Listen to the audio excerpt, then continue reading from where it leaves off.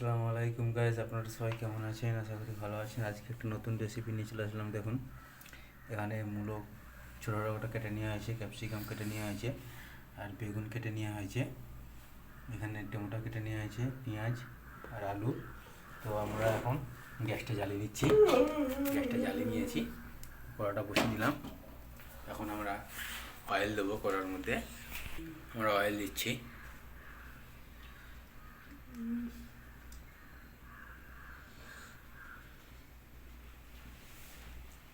Oil দিয়ে দিলাম। অয়েলটা গরম হলে পেঁয়াজ দেওয়া হবে।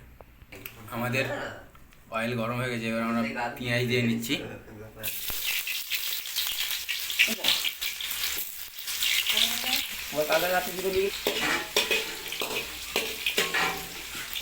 একটু নেড়ে চেড়ে নিতে হবে। আমাদের পেঁয়াজ ব্রাউন হয়ে এসছে, এবার আমরা সব সবজি দিয়ে নিচ্ছি।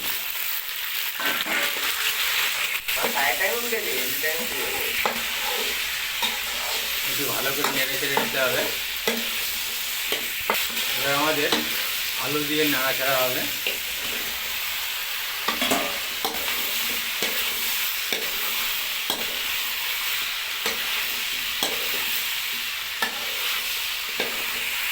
আমাদের মশলা দেওয়া হচ্ছে লঙ্কা গুঁড়ো,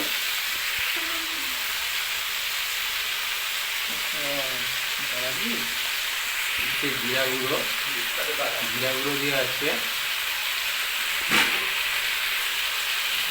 হলুদ গুঁড়ো, দেওয়া হচ্ছে ধনিয়া গুঁড়ো,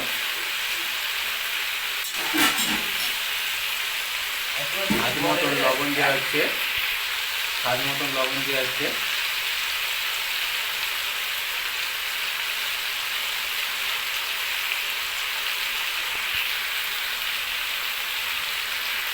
হালকা জল দেওয়া হচ্ছে।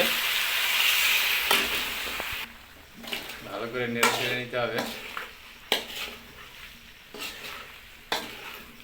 এইভাবে হালকা জল দিয়ে কষে নিতে হবে। আমাদের কষা রেডি হয়ে গেছে, এবার আমরা জল দিয়ে নিচ্ছি।